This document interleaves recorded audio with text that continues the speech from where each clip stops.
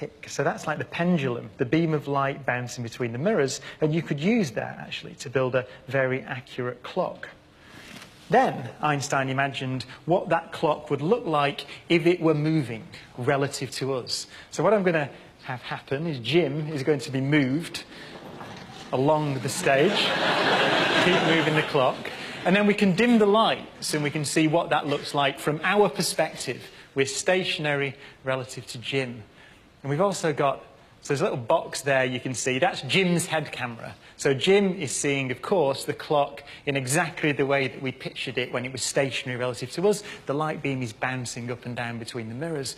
But if you look, and we've got a sort of little video effect on there so you can see the trail, you can see that the beam of light that we see is tracing out a triangular pattern across the stage.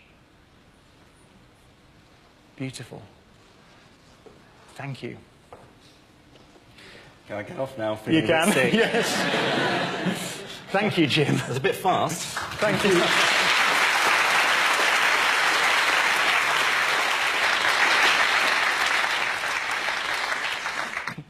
What a great use of that wonderful intellect. But it was beautifully demonstrated. What we saw there was, if I sketch it out again from our perspective now, from the audience's perspective, is that here are all those mirrors. So this is the light clock that Jim was carrying. But you saw that from your perspective, watching Jim move, the light took a kind of triangular path as it bounced across the stage between the mirrors. Here is what Einstein's postulate, if you like, Einstein's suggestion that the speed of light is constant for all observers, implies. See, this path is obviously longer than this path. So, if we all agree on the speed of light, then it is obvious that it must take the light longer to tick for the moving clock than it does for the stationary clock. Moving clocks run slowly. This is true. Time really did pass at a different rate for Jim.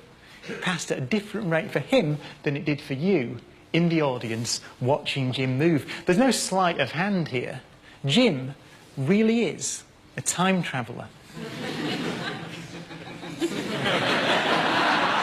Our time is personal to us.